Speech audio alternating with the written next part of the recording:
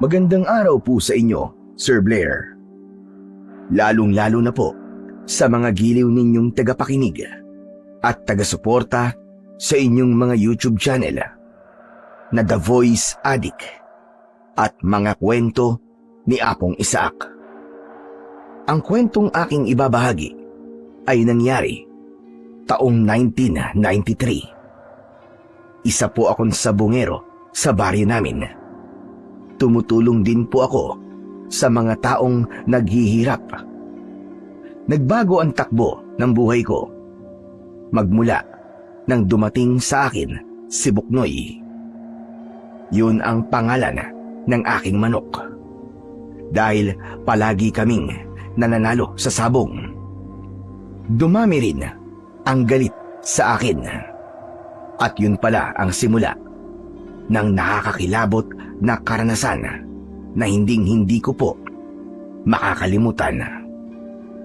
Bago ko nga po pala simulan ang aking kwento, ay nais ko lamang pong ipaalam sa inyo na ang mga pangalan at lugar na aking ginamit dito ay sinadya ko pong binago upang mapangalagaan ang kaligtasan ng lugar sa totoong pinangyarihan ng aking kwento. Kilalanin niyo na lamang po ako sa pangalang Enteng. At ito ang aking kwento. Marta? Marta? Narito na ako. Nasaan ka ba? Oh, mabuti naman at dumating ka na. Abay, gabi na. Bakit ngayon ka lang umuwi? Nagsaya lang kami ng mga kaibigan ko. Panalo na naman kasi ang manok natin na si Buknoy eh. Aba, mabuti naman kung ganon. Teka, kumain ka na ba? Ay, hindi pa nga eh. Dinalang kasi kita ng paborito mong inihaw na pusit. Talaga? Naku, maraming salamat. Ang lagay eh. Wala man lang ba akong pampagana dyan? Sus, andyan ka na naman sa kalokohan mo. Baka mamaya kapag binigyan kita ng pampagana, hindi ko naman matikman itong inihaw na pusit.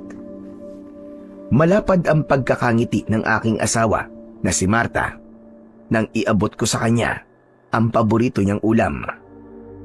Ngunit agad din na nawala ang matamis niyang ngiti sa kanyang labi nang mapansin niya ang sugat ko. Bumakas ang pag-aalala sa kanyang muka nang hawakan niya ang pisngi ko. Oh, napano yan labi mo, Enteng? Ito ba? Walang kwenta to, wag mong pansinin to. Nagkasiyahan lang kami magboxing ng mga kumpare ko. Napalakas yung pagkakasuntok. Kaya yun, putok ang labi ko. Ay nako, ikaw naman kasi. Sa tuwing nananalo ang manok mo na si Buknoy, hindi ka kagad umuwi. Kaya yan, nasusugatan ka tuloy. Huwag ka nang mag-alala, mahal. Huwag ka nang magalit. Sige ka. Baka pumangit ka niyan, baka dumami ang wrinkles mo. Ay nako, huwag mo ngang ibayin ang usapan. Kung dito ka nalang ba sa bahay, edi sana, hindi ka nagkakaganyan. Yun! Pumutok na naman ang bulkang mayon. Magsisimula na naman siya sa paninermo niya. Mababaliwala na naman ang binili kong ulam. Ay nako, tara na nga. Kumain na lang tayo. Huwag mo nang intindihin to at malayo naman sa bituka to.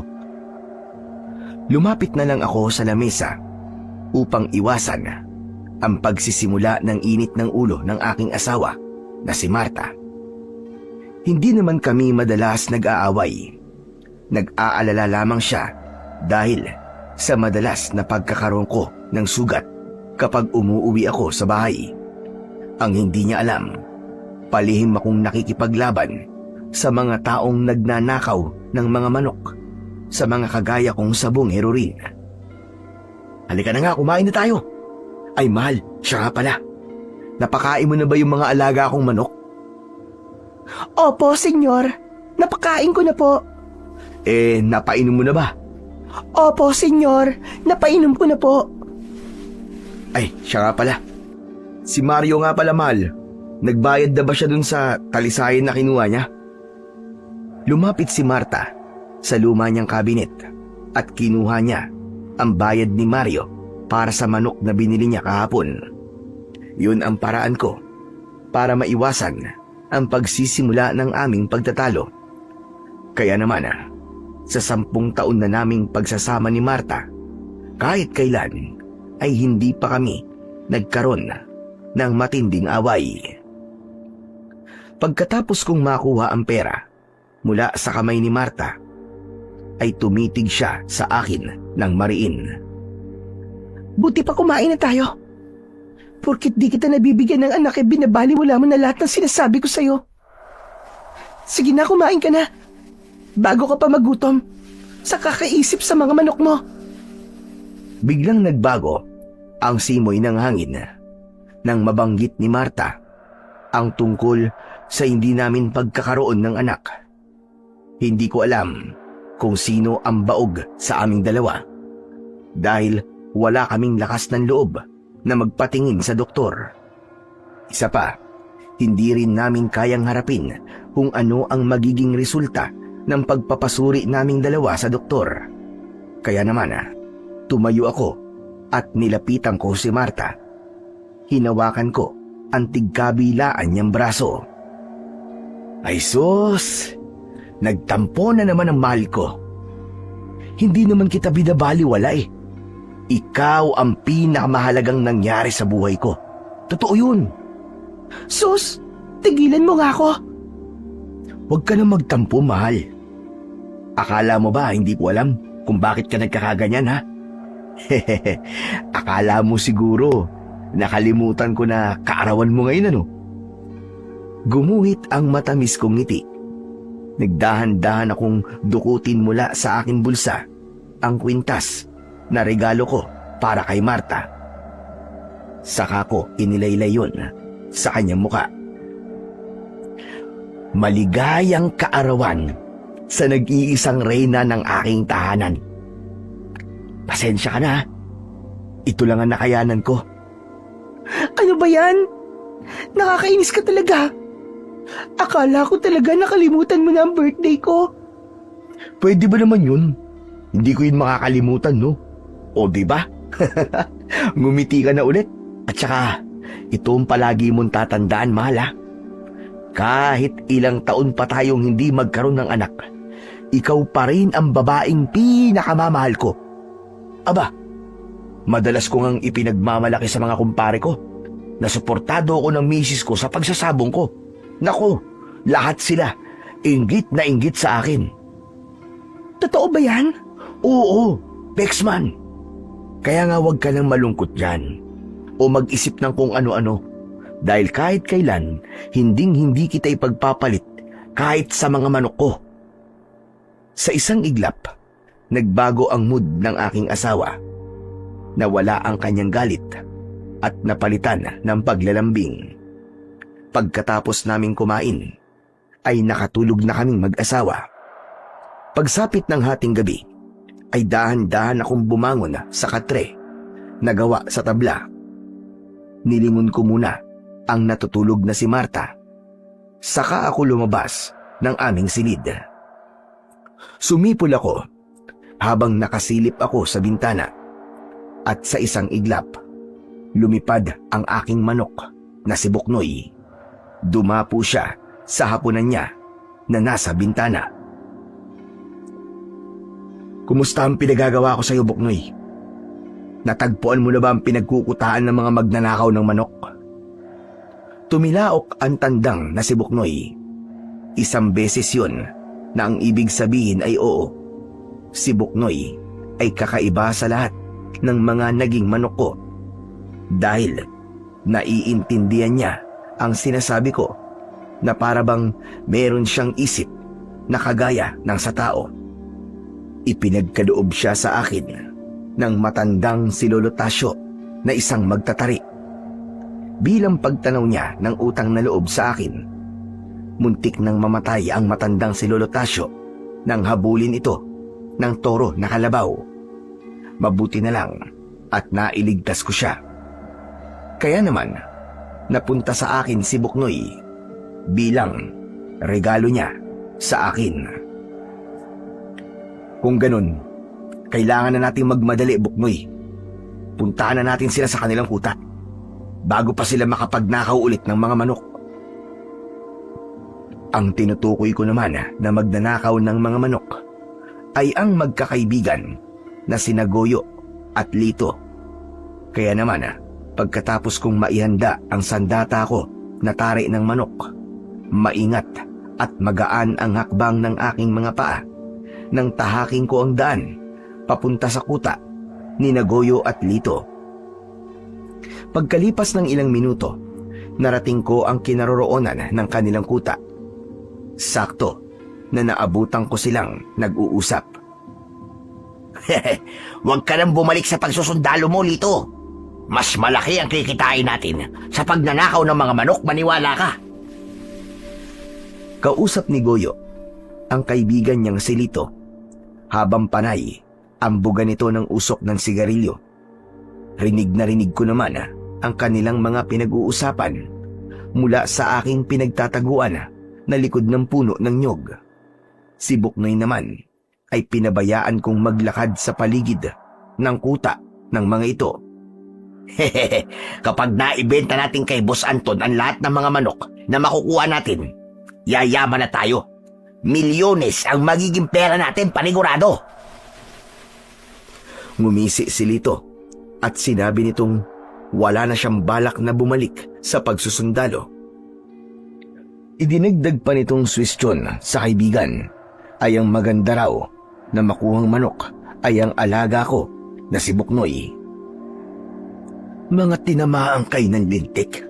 Kung ganun, may plano pala kayong kunin ng manok ko, ha?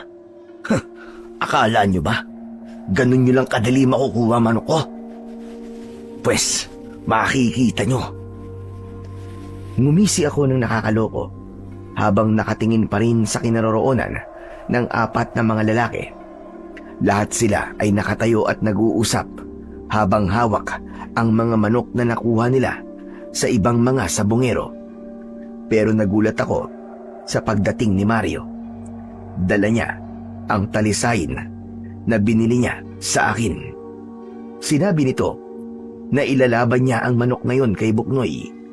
Kaya naman napakunot ang aking noo nang magkatinginan ang mga ito ng makahulugan. Maya-maya pa, biglang dumating si Mang Anton. Si Mang Anton ang may-ari ng pinakamalaking sabungan sa baryo ng Santa Milagrosa. Lahat ng mga tauhan nito ay mga armado, kaya takot sa kanila ang mga kagaya ko na sabungero. Dati siyang nanligaw sa aking asawa na si Marta at nauwi pa nga raw sa muntik nitong pamamanhikan sa kanya. Dahil doon, nakipagtanan sa akin si Marta para makaiwas sa lalaki na mas matanda pa sa kanya ng 25 taon. Kaya magmula nang pakasalan ako ni Marta, naging mainit na rin ang dugo niya sa akin. Maya-maya pa ay narinig kong nagsalita si Mang Anton. Nabalitaan ko na meron daw sundalo na dumating sa baryo natin. Asikasuhin niyo agad. Baka maging problema pagdating ng araw. Tinrabaho na po kagad na mga tauhan ko, bossing. Ang hayop na enteng manok na yan, tinapos niyo na ba? Nagulat ako nang mabanggit ni Mang Anton ang pangalan ko sa gitna ng kanilang pag-uusap. Tinatrabaho pa lang po namin, bossing. Ano? Hanggang ngayon hindi niyo pa rin nagagawa ang inuutos ko sa inyo? Ang kailangan ko ay si Marta. Kaya alisin ninyo sa landas ko ang hayop na enteng manok na yan. Maliwanag ba? Boss Anton, bossing, bakit ba interesado pa rin kayo sa asawa ni Enteng? Marami naman pong ibang babae dyan na masigit na bagay sa inyo kesa naman doon kay Marta. Isang malakas na suntok ang dumapo sa bunganga ni Goyo mula kay Mang Anton. Huwag na huwag mong pakikialaman ang diskarte ko. Hindi lang si Marta ang dahilan kung bakit ako nagkakaganito. Isa pa, hanggat maaari, tapusin niyo na kagad ang mga pinapagawa ko. Masyado ng malaki ang nalulugi ko sa negosyo. Dahil masyadong mahusay ang manok ni Enteng. Kung may pagkakataon kayo, kunin niyo ang manok niya. Babayaran ko kayo miski magkano. Nang mabanggit ni Mang Anton ang tungkol sa aking manok, napatingin ako kay Buknoy na nakadapo sa sanga na malapit sa kubo ng mga ito. Maigpit naman ang kapit ko sa tari at handa na sana akong sumugod para atakihin ng mga ito. Kaya lang, bigla kong natigilan nang magsalita ulit si Mang Anton. Siya nga pala, siguraduhin niyo na walang magiging problema sa lahat ng mga pinag-uutos ko. Hanggat maaari, gawin niyo lang ng tahimik at malinis. Isa pa, wag na wag ninyong sasaktan si Marta. Kailangan ko siya ng buhay. Wala po kayong dapat na alalahanin, Boss Anton. Malinis magtrabaho ang mga tauhan ko. Mamayang madaling araw, kasipin nyo na si Marta. Biglang bumundol ang kaba sa aking dibdib dahil parang alam ko na kung ano ang binabalak nilang gawin sa asawa ko. Siya nga pala, anong ginawa ninyo sa taong nahuli nating nakikinig sa ating mga pinag-uusapan? Ituloy niyo na ba? Huwag niyo na pong alalahanin ang tungkol sa bagay na yon, Boss Anton. Dahil naibaon ko na po siya sa lupa. Magaling, Goyo. Ganyan ang gusto ko, mabilis magtrabaho. Siya nga pala, nalaman mo ba kung kaninong espiya siya? Sa kasamaang palad, di na po namin nalaman kung sino nag-utos sa kanya na magmanman sa atin eh. Kung sa bagay, hindi na rin naman mahalaga yon dahil patay na siya. Bigla ang pagbundol ng kaba sa aking dibdib nang marinig ko ang bagay na yon mula kay Mang Anton. Malakas ang kutob kong may pinatay na naman sila. Kailangan ko ng kumilos bago pa nila maubos ang mga tao sa baryo namin. Maingat akong lumabas sa aking pinagtataguan at nilapitan ko si Buknoy. Saka ako nagtungo sa likod ng bahay. Nadatnan ko ang dalawang lalaking nagbabantay sa may pintuan. Inatake ko sila sa likod gamit ang aking tari. Las-las ang kanilang leeg nang bumagsak sila sa lupa habang tumatalsik ang kanilang dugo mula sa nakabukan nilang sugat. Anong ingay yun? Hoy, ikaw Mario! Tignan mo kung bakit maingay sa likod ng kubo. Nang marinig ko ang malakas na boses ni Goyo, agad akong nagtago sa likod ng puno ng mangga habang hawak ko pa rin si Buknoy. Maya-maya pa ay narinig ko ang malakas na sigaw ni Mario. Kaya naman, nagsilapitan ang mga kasama nito sa kinaroroonan ng dalawang bangkay. Lintik na yan! May nakasalisi sa atin! Hanapin nyo! Baka narinig ng taong pumatay sa dalawang ito ang ating mga pinag-uusapan! Yan na nga ba sinasabi ko sa inyo, Goyo eh? Hala, sige na! Magsipagkalat kayo! Patayin nyo ang nangahas na pumatay sa aking mga tauhan! Maingat akong sumilip sa aking pinagtataguan. Nakita ko na kumalat na ang tauhan ni Mang Anton habang ang natira sa tabi ay si Goyo. Masama ang tingin nila sa dalawang lalaki na nakahandusay sa lupa. Lilisin mo, kalat. Siguraduhin mo na walang magiging problema. Dahil kapag naulit pa ito, sinasabi ko sa iyo, Goyo, ikaw ang papatayin ko. Napaluhod sa lupa ang takot na si Goyo. Nanginginig ang kanyang katawan habang nakatingala at nakatingin sa muka ni Mang Anton. Kilala mo ko, Goyo. Hindi ako tumatanggap ng palpak na tauhan. Opo. Naiintindihan ko po, Boss Anton. Mabuti naman kung ganon. Nang makita kong binuhat na ng mga tauhan ni Goyo ang dalawang bangkay, sinundan ko sila hanggang sa gitna ng kagubatan.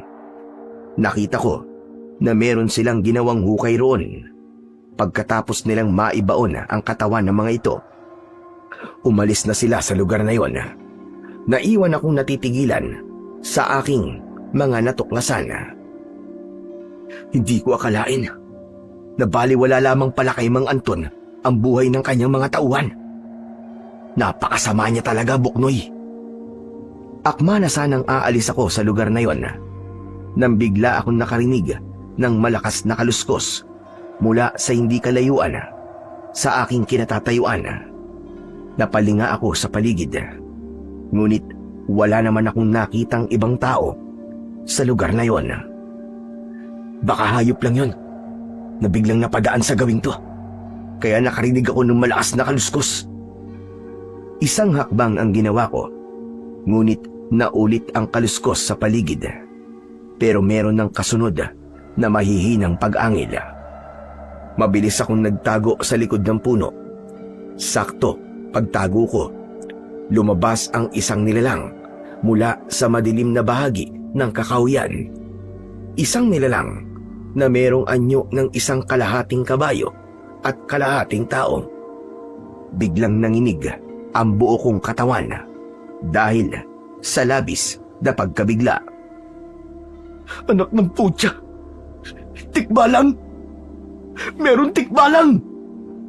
Hindi ko inaalis ang aking paningin sa kanyang kinaroroonan, lalo na nang lapitan nito ang bagong hukay na lupa at mabilis nitong dinukal yun.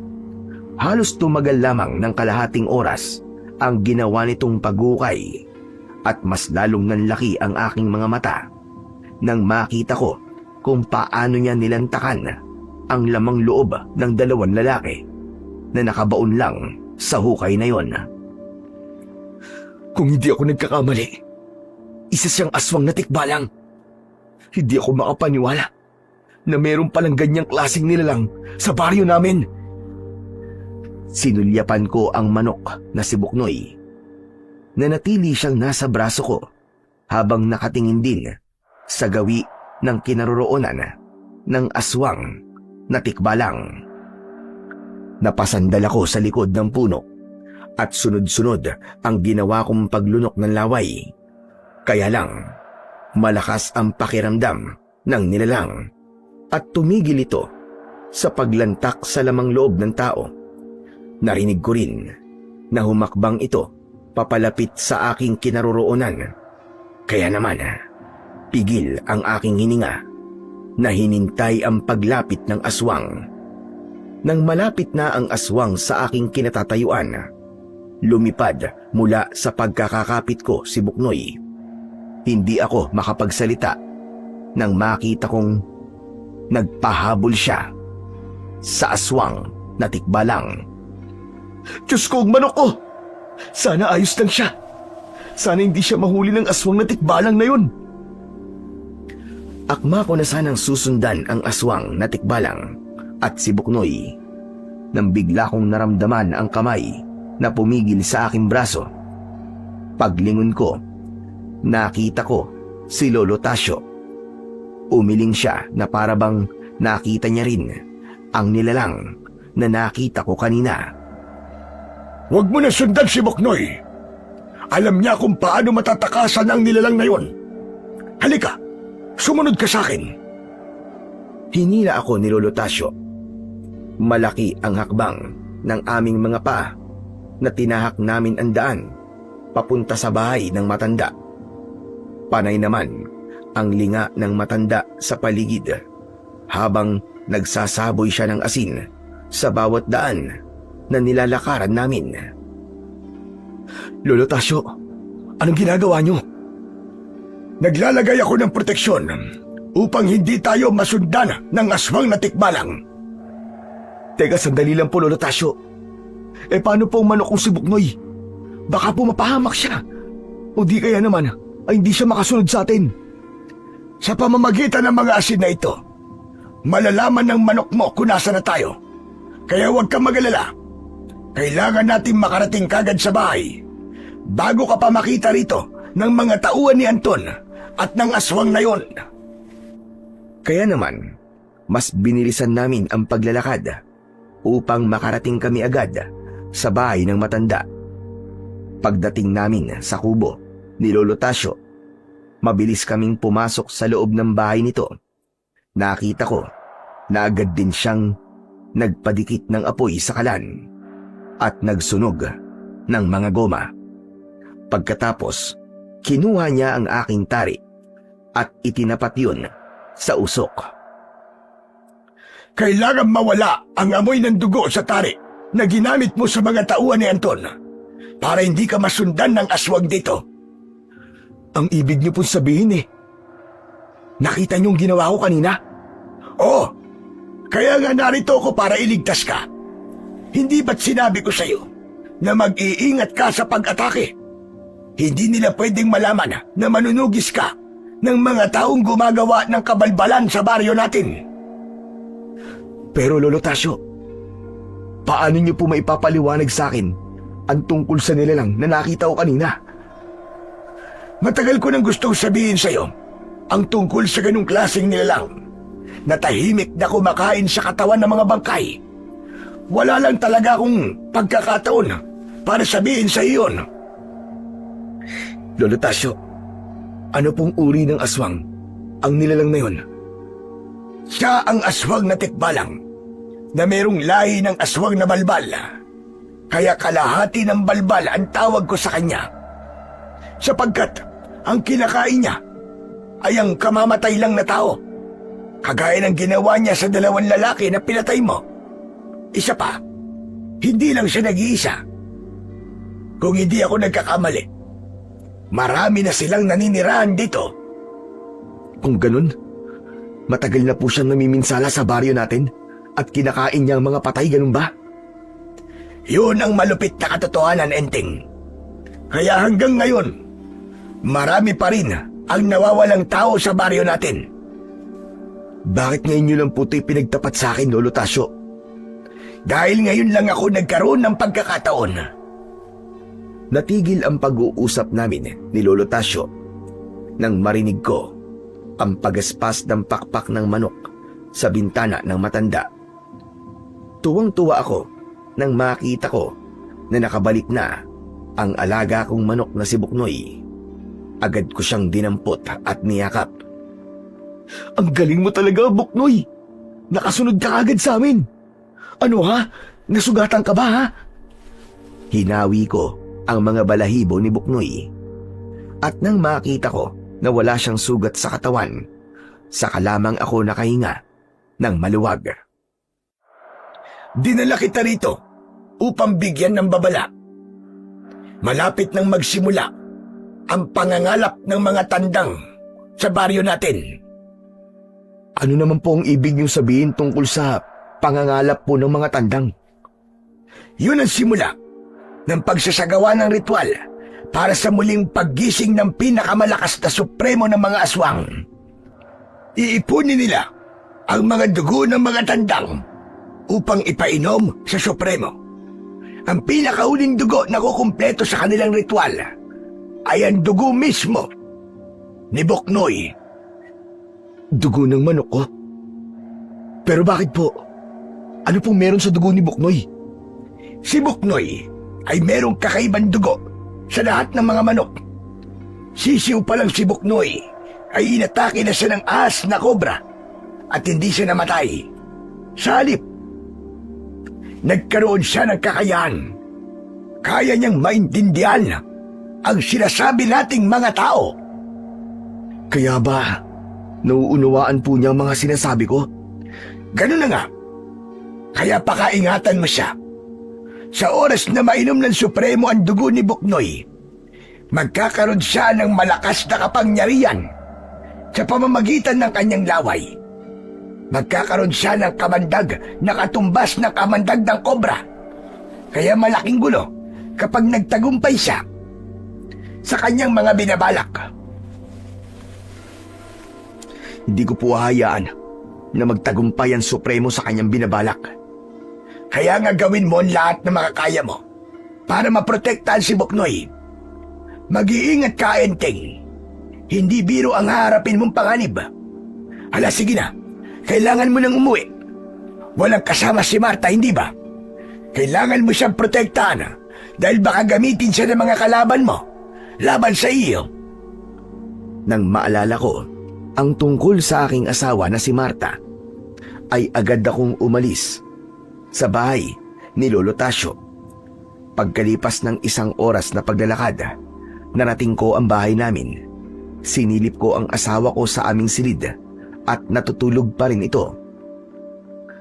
Mabuti na lang at tulog pa rin siya hanggang ngayon. Teka, Buknoy, simula ngayon, dito ka na matutulog sa loob ng bahay namin ha. Isa pa, may laban ka pa bukas, kaya galingan mo.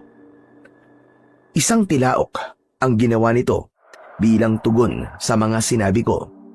Ang pagkakaroon ko ng manok na kagaya ni Buknoy ay masasabi kong biyaya na ipinagkaloob sa akin ng Panginoon. Dati akong mangangalakal at magmula nang mapunta sa akin si Buknoy, unti-unti akong nakaahon sa kahirapan. Hindi ko lang talaga maintindihan na sa dinami-dami ng mapagbibigyan ng manok ni Lolo Tasio ay ako pa ang pinili niya. Isang malalim na buntong hininga ang pinakawalan ko. Saka ako pumasok sa loob ng aming silid ng aking asawa. Dahan-dahan akong naiga sa tabi niya hanggang sa bumigat na rin ang talukap ng aking mga mata. Agad akong nakatulog dahil sa matinding pagod. Kinabukasan ay nagising ako sa ingay ng makina ng sasakyan na pumarada sa labas ng aming bakuran. Kasunod ng malakas na boses ng mga lalaking pumasok sa aming bakuran. Mahal, tignan mo nga kung anong ingay yun sa labas. Teka, parang boses yun ni Nagoyo at Lito ah. Hala, ang manok ko si Buknoy. Sandali Marta, dito ka lang. Huwag kang lalabas kahit anong mangyari. Dahil sa pag-aalala ko na baka kinuha nila ang manok ko, mabilis akong bumalikwas ng bangon at lumabas ng aming silid. Saka lang ako nakahingalang maluwag nang makita ko si Buknoy sa aming sala. Ay, salamat. Akala ko lumabas ka na ng bahay, Buknoy eh. Hahawakan ko sana si Buknoy nang bigla kong narinig ang boses ni Goyo mula sa nakasaradong pintuan. Enteng! Lumabas ka dyan! Mag-usap tayo! Lumapit ako sa pintuan at binuksan ko ang pinto. Tumambad sa aking paningin ang isang owner sa labas ng aming bakuran at 4 na lalaki na kasama naman ni Goyo. Bakit? Ano bang kailangan mo? Ang totoo yan, hindi naman ikaw ang totoong sadya ko rito eh. Kundi si Marta. Pinapasabi ni Boss Anton na kahit may asawa na siya, ay manliligaw pa rin daw siya sa asawa mo. Anong sabi mo? Narinig mo naman, di ba? Ano ka, bingi? Hindi marunong tumanggap ng pagkatalo si Boss Anton. Kaya tatagan mo ang pagbabakod mo sa asawa mo. Ngumisi ito ng nakakaloko, kaya hindi na ako nakapagtimpi ng galit. Sinuntok ko siya sa muka at bumagsak siya sa mga braso ng kanyang mga tauhan na sumambot sa kanya. Kung babastusin mo lang ako sa loob ng pamamahay ko, ang mabuti pa, umalis ka na. Maangas ka.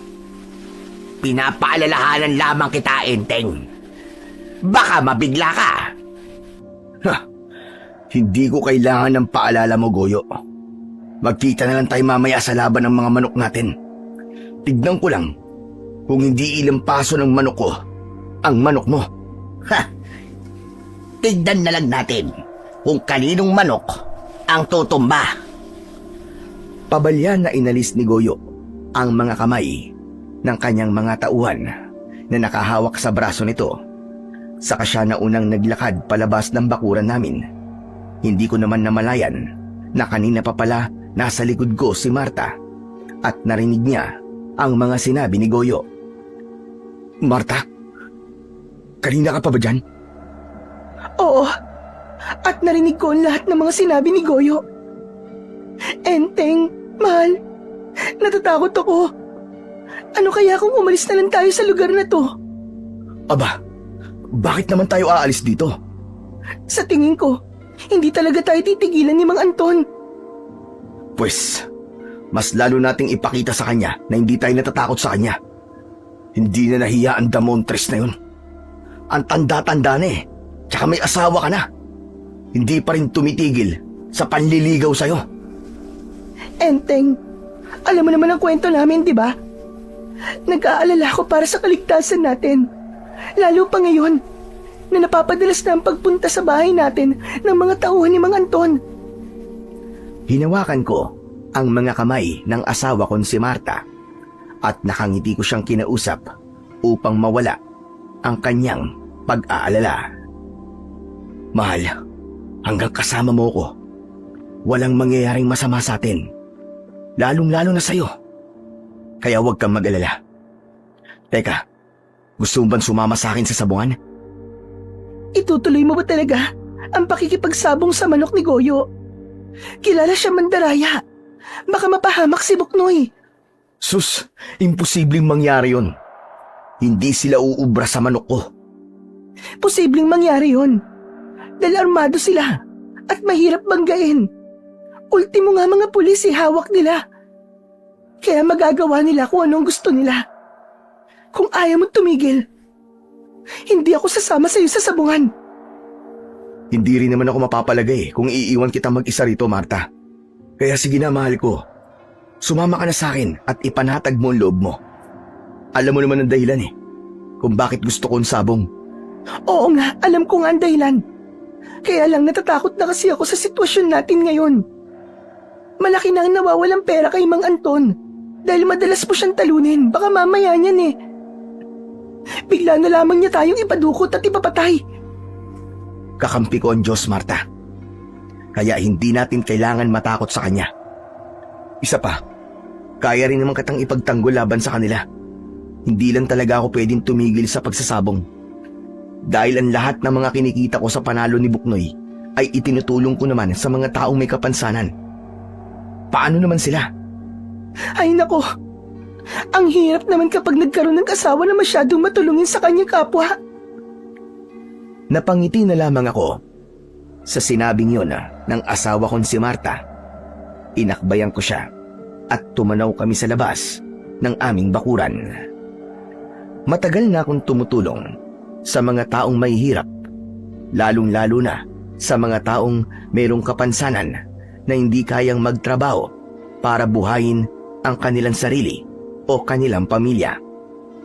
Kung minsan, tumutulong din ako sa mga matatandang walang matiran at walang makain. Tinutustusan ng mga panalo ko sa sabong ang lahat ng mga pangangailangan ng mga taong tinutulungan ko. Ngunit kung marami ang natutuwa sa mga ginagawa ko, mas marami naman ang nagagalit dahil malaki ang nawawalang pera sa kanila. Kaya naman hanggang ngayon ay nag-aalala pa rin ako sa kaligtasan naming dalawa ng asawa ko. Pagsapit ng 2:00 ng hapon ay kasama ko na si Marta papunta sa sabungan.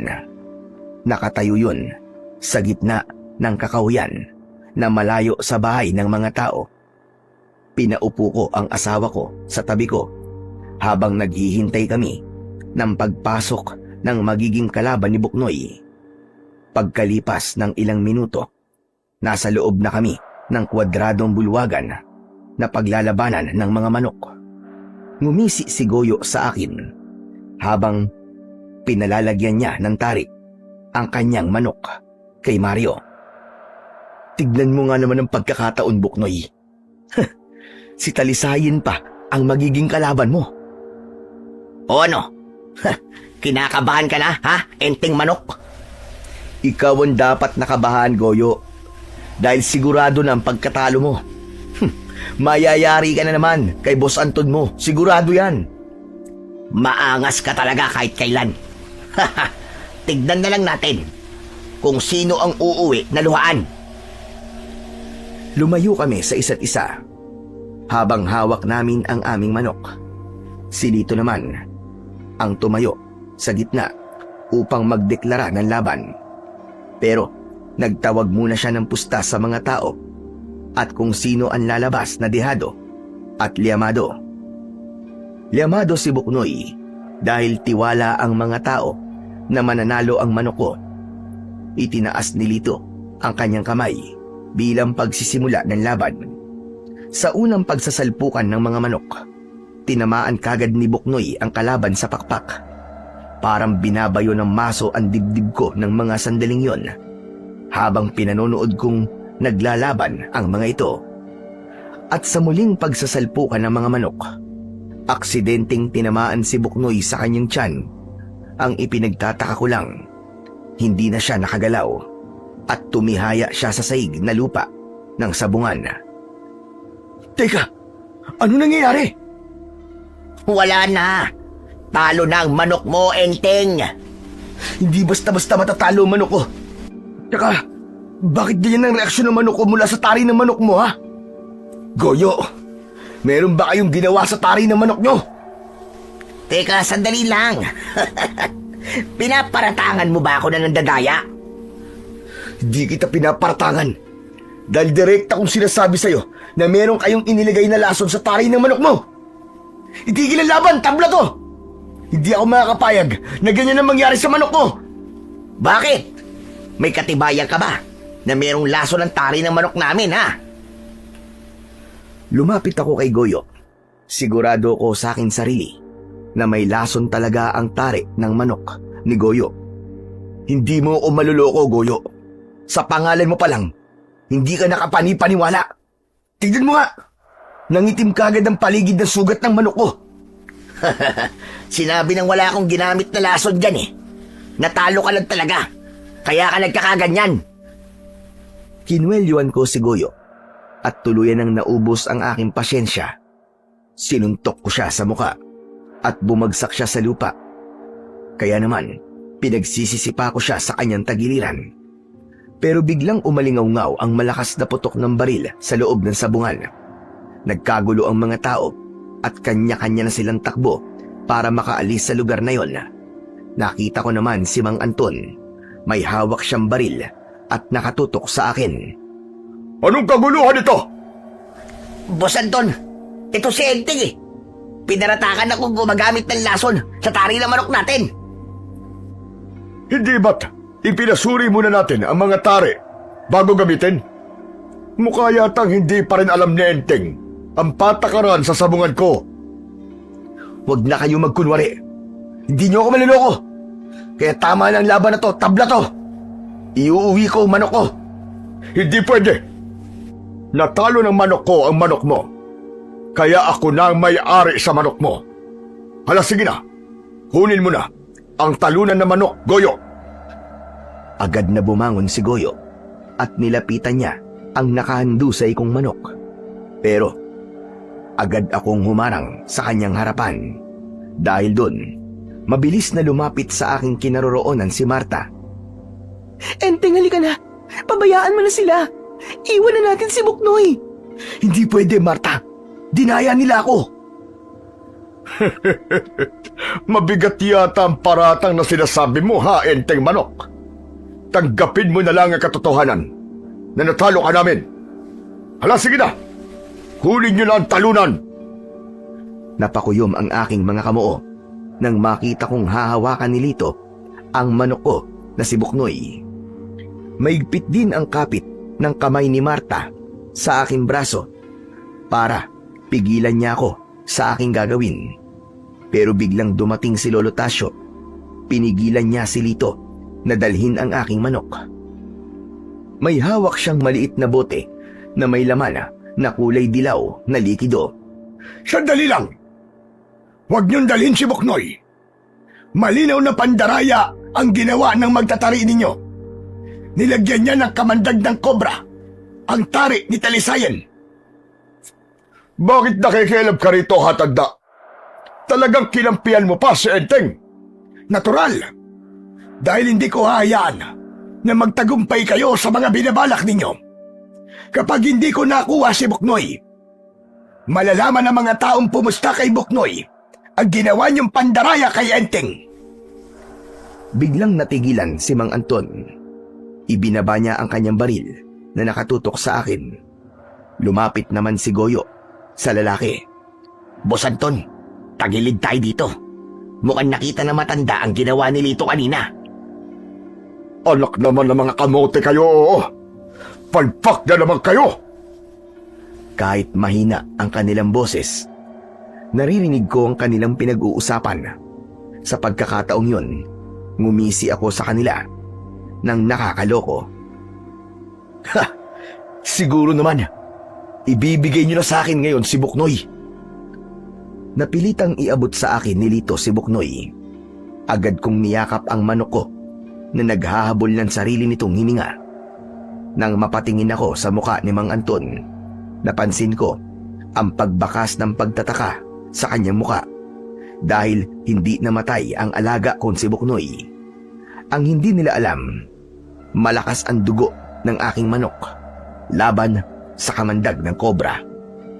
Nang masiguro ko na hindi na kami pakikialaman pa ni Mang Anton, kasama ko na si Lolo Tasyo nang umuwi kami sa bahay. Pagpasok namin sa loob ng aming bahay, ay agad na kumilos ang matanda para kumuha ng gamot sa kanyang bulsa. Inilapag ko naman si Buknoy sa ibabaw ng lamesa, habang si Marta naman ay nag-aalala na napatabi sa akin ng upo. Ano na po mangyayari sa manok ko, Lolo Tasyo? Nanghihina lang ang manok mo dahil sa kamandag ng kobra na pumasok sa loob ng kanyang sugat. Pero mabilis naman na malalabanan ng kanyang dugo ang epekto ng kamandag sa kanyang katawan.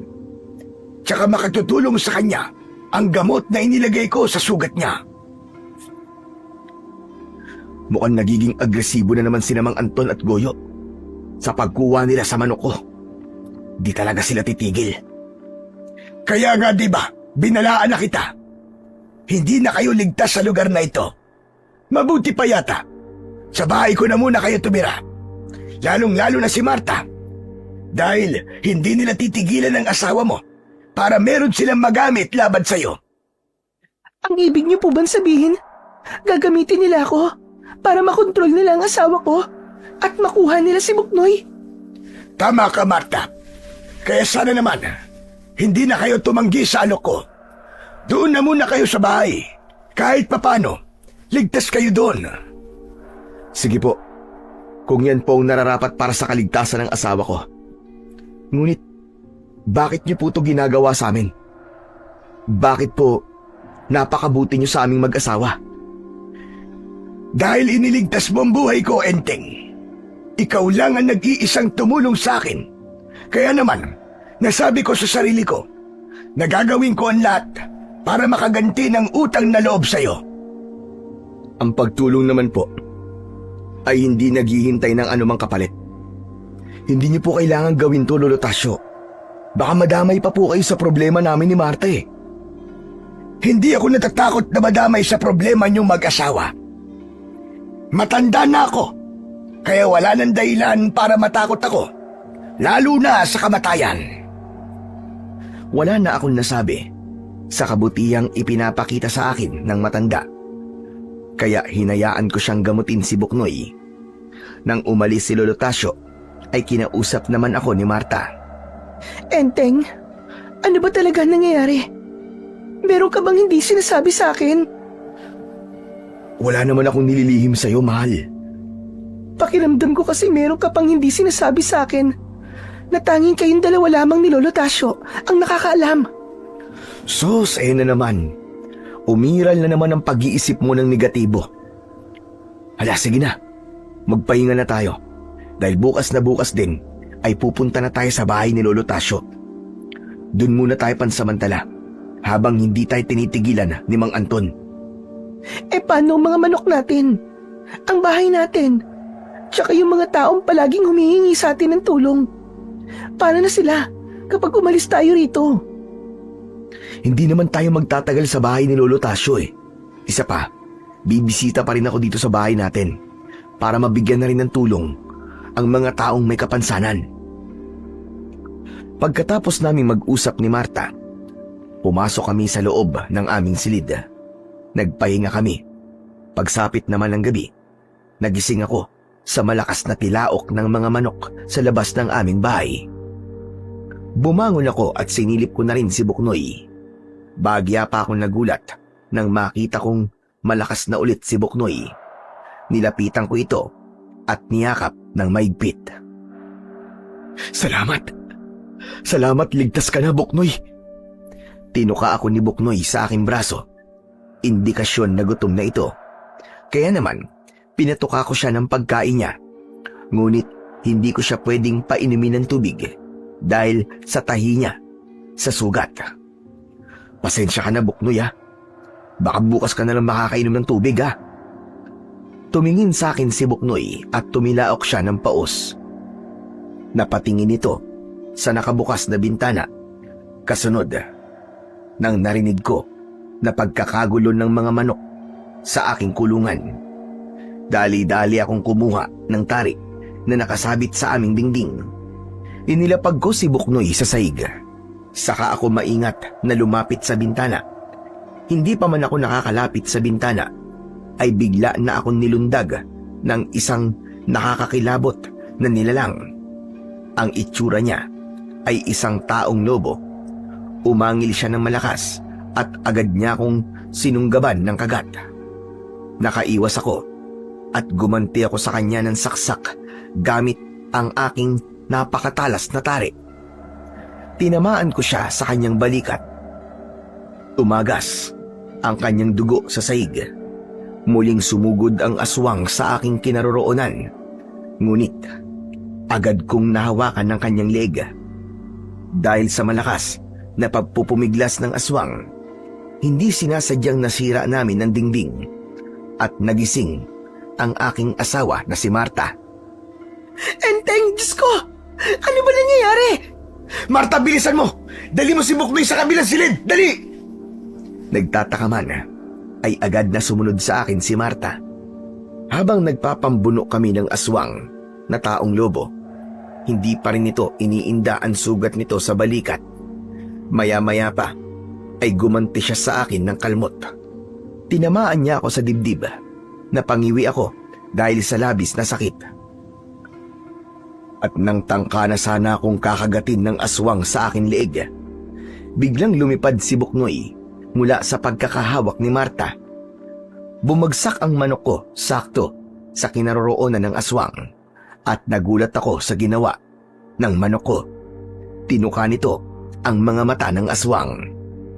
Umagos ang masaganang dugo mula sa mga mata nito.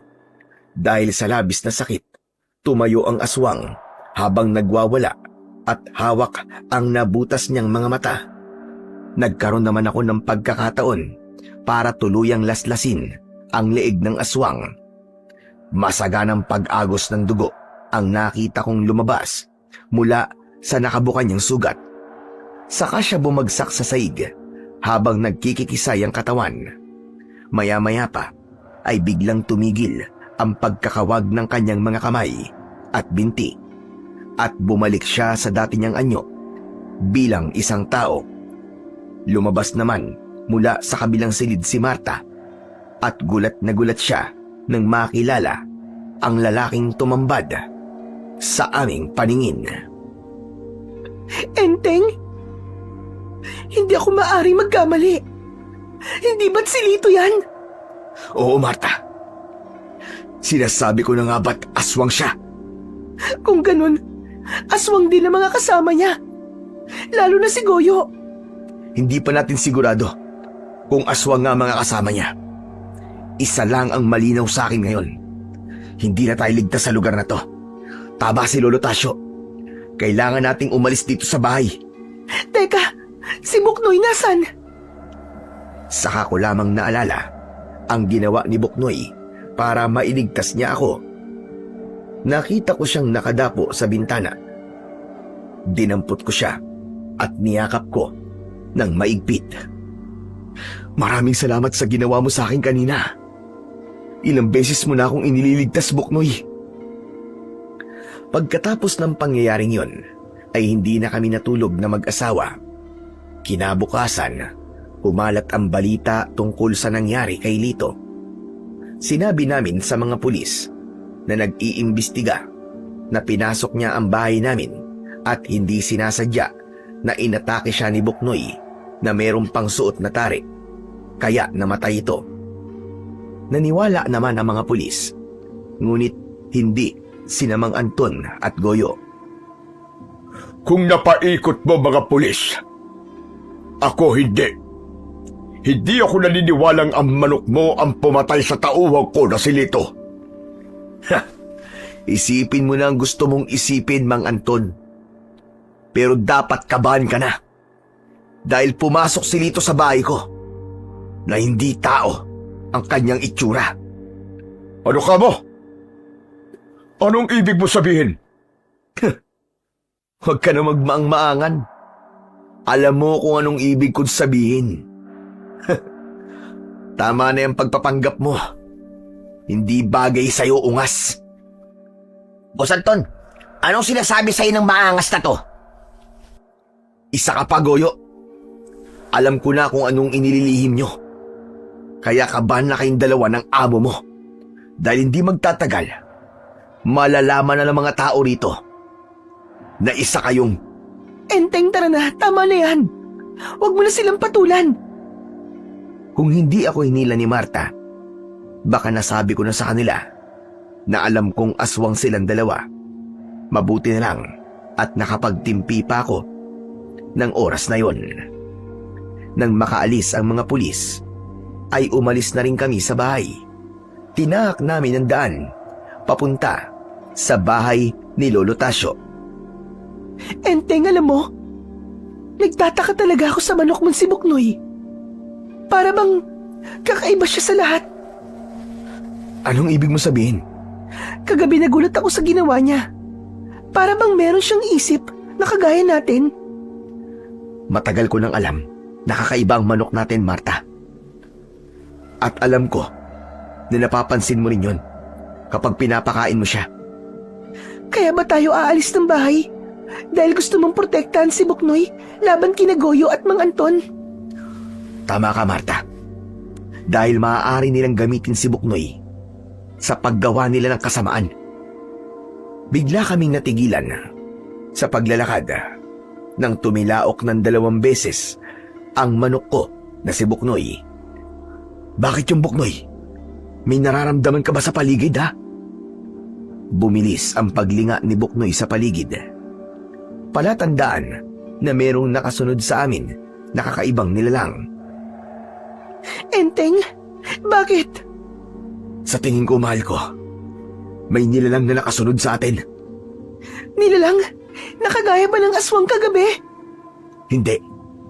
Kakaiba siyang nilalang na kayang tumagal sa presensya ng araw. Hala, sige na. Bilisan na lamang natin ang paglalakad at maging alerto tayo sa paligid. Halos hindi lumapat ang aming mga paa sa lupa para lamang makaalis kagad sa lugar na yon. Ngunit bigla kaming natigilan nang merong nilalang na bigla na lamang humarang sa aming dinaraanan. Isang halimaw na una ko nang nakita na kumain sa 2 bangkay na nakabaon sa lupa. Napaatras kami ng hakbang habang hindi namin inaalis ang paningin sa nilalang. Masama ang kanyang tingin sa dala kong manok. Humalinghing siya ng malakas na parabang nagtatawag ng kasama. Bigla ang pagsalakay ng takot ko nang mula sa likod ng aswang na tikbalang ay lumitaw ang 2 pa niyang kasamahan. Enteng, anong klaseng mga nilalang sila? Sila ang mga aswang na tikbalang na merong lahi ng aswang na balbal. Kumapit ka lang sa kamay ko. Kapag sinabi kong takbo, tumakbo ka. Sunod-sunod na pagtango ang ginawa ni Marta habang patuloy kami sa pag-atras ng hakbang. Nang biglang umakto, nasusugod ang mga nilalang. Malakas akong sumigaw. Takbo, Marta! Hindi na nga kami nag-aksaya ng oras. Agad kaming tumakbo papalayo sa mga aswang na tikbalang. Halos hindi na naman sumayad sa lupa ang mga paa namin dahil sa labis na pagmamadali. Si Buknoy naman ay mahigpit kong yakap sa kabila kong braso. Ngunit sadyang mabilis tumakbo ang mga aswang na tikbalang dahil nagawa nila kaming maharangan ng daan. Kaya naman, iniabot ko kay Marta si Buknoy. Hawakan mo mabuti si Buknoy. Ako nang bahalang humarap sa kanila. Kahit na anong mangyari, Marta, sikapin mong makahanap ng daan para tumakas. Pero Enteng, paano ka? Huwag mo akong alalahanin. Ang mahalaga, ligtas kayong dalawa ni Buknoy. Ako nang bahala sa kanila. Kapag umatake sila sa akin, tumakbo ka na mabilis at huwag kang lilingon. Hanapin mo ang bahay ni Lolo Tasyo. Basta, alam ni Buknoy yun kung nasan. Enteng, natatakot ako. Sige na, Marta. Magtiwala ka lang sa akin. Ikaw naman, Buknoy. Iligtas mo si Marta at dalhin mo siya sa bahay ni Lolo Tasyo. Isang malakas na pagtilaok ang ginawa ni Buknoy bago ko hinarap ang mga aswang na tikbalang at itinutok ko sa kanila ang aking tari. Kung talagang matatapang kayo, ako ang labanan nyo at bibigyan ko kayo ng magandang laban. Nagkatinginan ang mga aswang na tikbalang at humuni ng kakaibang tunog. Yun ang kanilang paraan para mag-usap. Maya-maya pa ay muli silang tumingin sa akin at ngumisi ng nakakakilabot. Bigla na lamang naunang sumugod sa akin ang isa sa mga tikbalang at sinalubong ko naman siya ng aking sandata na tari. Nilaslas ko ang kanyang tiyan, kasunod ng pag-alingaw-ngaw ng malakas kong sigaw. Marta! Takbo na! Kasabay ng pagtakbo ni Marta, ang pagsugod ko naman sa kinaroroonan ng 3 aswang na tikbalang. Mataas akong tumalon, papunta sa kinaroroonan ng mga ito. Isinabay ko ang aking pagbagsak sa pag-atake ko ng saksak sa aswang. Tinamaan ko siya sa balikat. Ngunit nakaganti siya sa akin ng suntok na tumama naman ng direkta sa aking sikmura. Bumagsak ako sa lupa. Kasunod ng paglapit sa akin ng 2 aswang na tikbalang para durugin naman ako ng kanilang mga paa.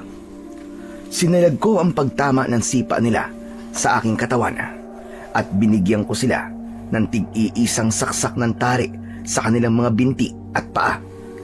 Natigilan ang mga ito nang makita ang umagos na dugo mula sa kanilang mga sugat. Masyado niyong minaliit ang kakayahan ko. Kahit mas malakas pa kayo at mas malaki kaysa sa akin, hindi ako natatakot sa inyo. Malakas na umangil ang aswang na tikbalang. Dala ng labis nitong galit, sinakal niya ako. Sinuntok niya ang mukha ko. Saka ako nawalan ng malay. Nagising akong nakasampay sa likod ng aswang na tikbalang. Para bang malayo na ang aming narating sa paglalakad. Dahil madilim na ang paligid. Nagkunwari akong tulog nang tumigil kami sa tapat ng isang ilog. Lumapit sa akin ang isa pang aswang na tikbalang at naramdaman ko ang kanyang mga kamay na humawak sa aking katawan. Inilapag nila ako sa lupa at bahagya kong iminulat ang aking mga mata. Nakita ko na nag-uusap sila habang itinuturo nila sa kanilang katawan ang mga sugat na ginawa ko sa kanila. Bumundol ang kaba sa aking dibdib. Para bang naiintindihan ko kung ano ang ibig nilang sabihin. Diyos ko, Panginoon ko, tulungan niyo po ako. Iligtas niyo po ako sa kamay ng mga halimaw na to. Nang mapansin ko, napalapit sa akin ang isa sa kanila. Ipinikit ko ng mariin ang aking mga mata at pinakiramdaman kong mabuti ang galaw ng nilalang na nakatingin sa aking muka. Maya-maya pa ay naramdaman ko ang pagguhit ng kanyang kuko sa aking noo. Sinugatan niya ako. Tiniis ko ang sakit hanggang sa naramdaman ko ang pagpatak ng kung anong likido sa sugat ko. Hindi na ako nakatiis. Mabilis akong tumayo at iniumang ko sa kanila ang aking mga kamao. Anong ginawa niyo sa noo ko? Anong inilagay niyo sa sugat ko? Nagkatinginan ang 3 aswang na tikbalang at lumikha sila ng kakaibang huni. Kinapa ko ang aking noo, ngunit wala na akong nahawakan na sugat roon. Dala ng pagtataka sa ginawa ng mga aswang na tikbalang sa akin, inatake ko sila ng suntok, ngunit umatras lamang sila at hindi nila ako nilabanan. Sa huling pag-atake ko ng suntok sa mga ito, sinalag ng pinakapinuno nila ang kamay ko at magkakasunod na iling ang ginawa niya. Bitiwan mo ang kamay ko! Bitiwan mo ako! Dahan-dahang binitiwan ng aswang na tikbalang ang aking kamay. Saka iniabot niya sa akin ang tari ng manok. Bumakas ang pagtataka sa aking muka at napatingin ako sa kanilang tatlo. Sumenya sila sa akin. Hindi raw nila alam ang lengguwahe ko, ngunit alam nilang makipag-usap sa akin sa pamamagitan ng senyas. Kung ganun po, anong ibig sabihin ng ginawa niyo sa akin kanina? Maaari bang sabihin niyo? Itinaas ng aswang na tikbalang ang kanyang mga kamay at umikot sa ere. Para bang naiintindihan ko na ang kanyang ibig sabihin. Sinasabi niyo po ba na hindi kayo kalaban? Sa halip, kakampi ko kayo? Sunod-sunod ang pagtango ng pinuno ng mga aswang na tikbalang. At batay sa aming pag-uusap sa pamamagitan ng mga senyas, nalaman ko na naghahanap sila ng mandirigma na lalaban sa Supremo. Nag-aalala sila na kapag nagising ang Supremo ay mauubos na rin ang lahi nila. Pero, nakita ko kayo kumakain kayo ng tao. Ipinaintindi sa akin ng aswang na tikbalang na ang kinakain lamang daw nila ay ang mga patay na taong may masasamang budhi, dahil naniniwala sila na madaragdagan daw ang kanilang lakas sa pagkain ng mga masasamang tao, na siya naman daw nilang gagamitin sa pagbabalik ng Supremo ng mga aswang. Ang Supremo raw ang pinakamasamang aswang, dahil ang gusto raw nito ay ubusin ang lahat ng lahi ng mga aswang at limasin pati na ang mga tao. Sa pagkakataong yun ay bigla akong kinabahan, dahil hindi pala biro ang nilalang na bubuhayin ng ritual gamit ang dugo ng mga manok. Kung ganun po, ano pong ibig sabihin ng sugat na inilagay niyo po sa akin noo? Para saan po yun? Sinenyas ng aswang na nilagyan nila ako ng mutya sa noo. Magkakaroon daw ako ng kakayahang magpahilom ng sugat at magtataglay daw ako ng lakas na kagaya nila. Yun din daw ang dahilan kung bakit nauunawaan ko kung ano ang ibig sabihin ng mga senyas nila. Ano pong klase ng mutya ang tinutukoy niyo? Lumapit ang isa sa kanila mula sa likuran ng pinuno. Ibinigay niya sa akin ang isang tela na merong bilog na larawan sa gitna. Isang kakaibang mapa na merong sagisag ng araw at 2 tatsulok sa tagkabilaan nitong tabi. Ano pong bagay na to? Itinuro niya sa akin ang bilog na hugis, at nang matitigan ko yun, ay napatingin ako sa kanyang muka. Mutya ng araw? Sa pagitan ng 2 mundo? Tama po ba ang pagkakaintindi ko? Tumango ang aswang na tikbalang sa tanong ko bilang tugon niya sa akin. Kinilabutan ako sa aking mga natuklasan. Tama nga ang hinala ko. Hindi nga kay taga rito. Siya nga po pala. Ano po ang lakas na taglay ng mutya ng araw sa pagitan ng 2 mundo? Magaganap lang daw ang pagkakaroon ng lakas ng aking mutya sa oras na maglaban na kami ng Supremo. Pero, bakit ako po ang napili nyo?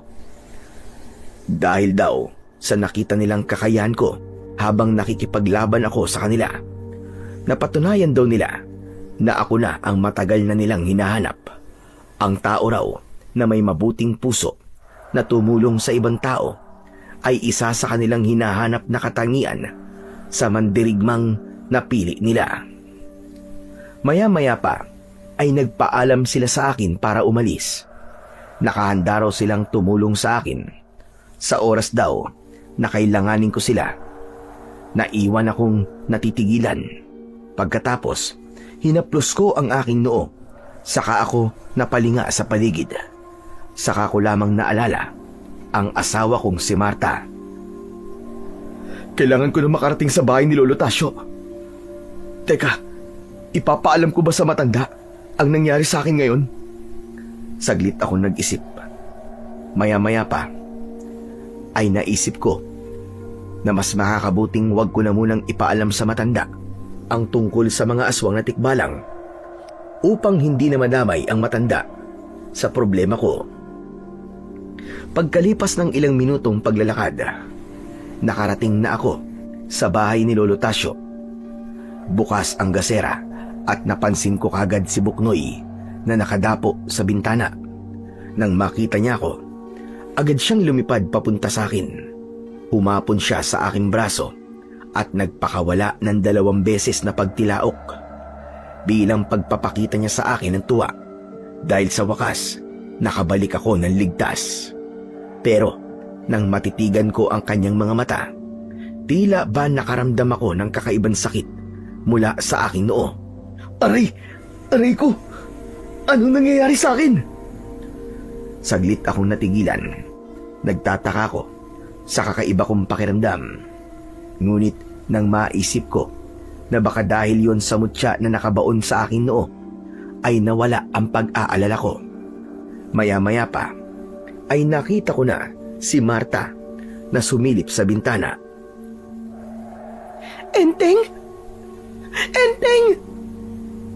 Diyos ko, salamat! At ligtas ka! Agad akong pumasok sa loob ng bahay ni Lolo Tasyo.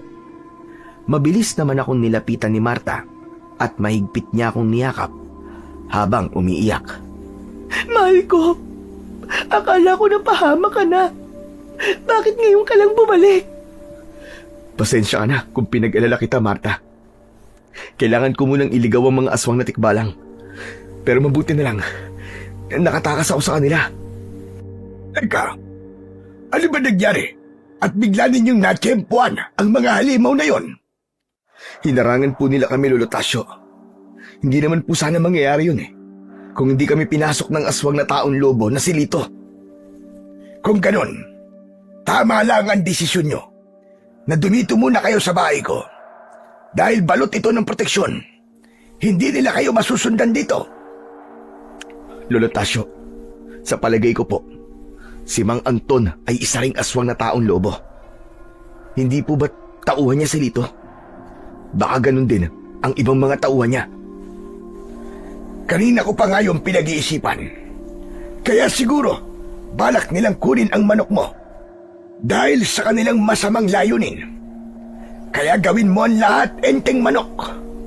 Wag na wag mong hahayaan na makuha nila si Buknoy, lalong-lalo na sa paglitaw ng kulay pulang buwan. Yung po ba ang oras ng pagsasagawa ng ritual? Tama ka, Enteng. Hala, sige na. Magpahinga na muna kayo mag-asawa. Si Buknoy naman, ilapag mo muna siya sa lamesa at isasara ko muna mga bintana at pintuan. Sinamahan ako ni Marta sa magiging silid namin. Nilinisan muna ng aking asawa ang aking galos sa katawan. Saka kami nagpahinga sa katre na gawa sa kawayan. Agad akong nakatulog at tanghali na nang ako ay magising. Pagbangon ko, napansin ko si Buknoy na nakatayo sa aking paanan.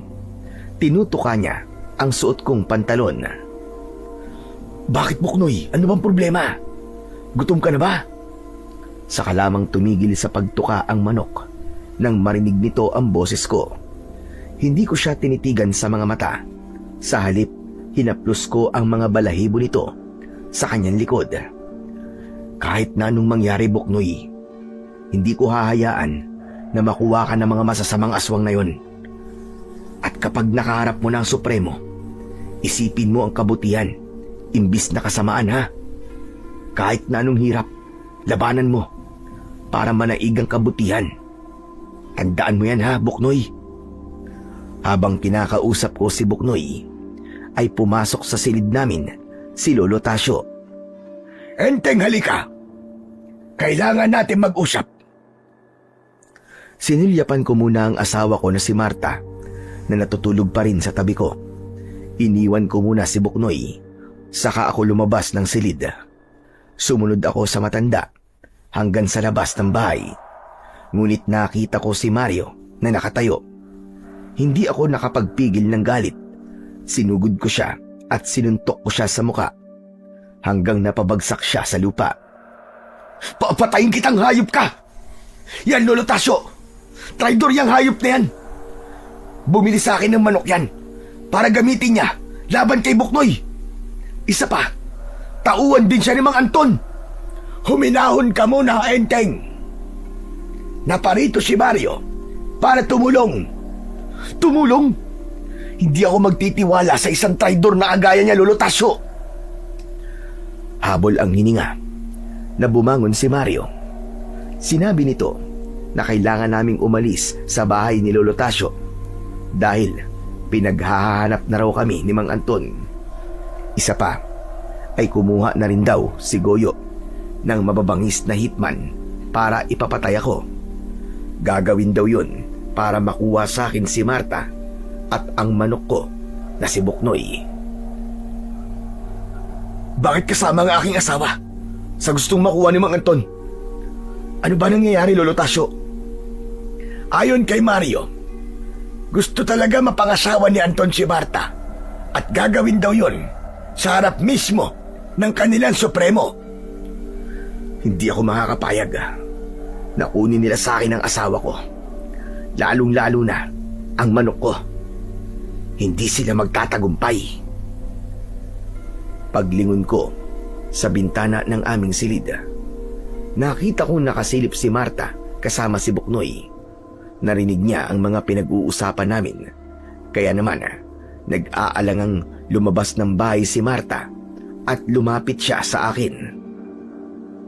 Enteng, umalis na tayo rito. Natatakot ako. Huwag kang matakot, mahal ko.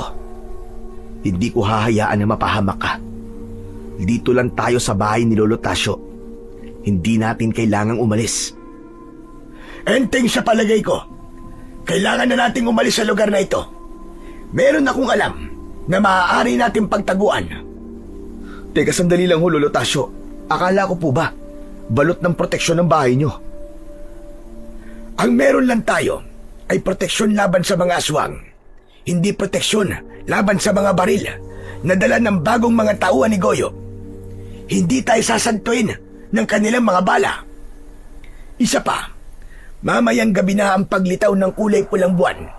Kailangan na natin maghanap ng lugar na mapagtataguan. Saan naman po tayo magtatago, Lolo Tasyo? Sa kuweba, malapit sa pusod ng kagubatan. Kahit papano, ligtas tayo sa bala ng mga kalaban. Saka na lamang tayo maglalagay ng proteksyon sa paligid. Kaya tara na, sumama na kayo sa amin ni Mario. Agad kaming naganda papunta sa kinaroroonan ng kuweba. Kasama namin si Mario na tumulong sa paglalagay ng mga proteksyon laban sa mga aswang na taong lobo. Maya-maya pa ay kinausap ko na rin si Marta upang ibigay sa kanya ang isa ko pantari ng manok bilang proteksyon niya laban kay Mang Anton. Talaga bang lalabanan natin ang mga aswang na taong lobo, Enteng? Kung yun ang nararapat nating gawin upang matapos na ang pag-aalala natin, ay gagawin ko.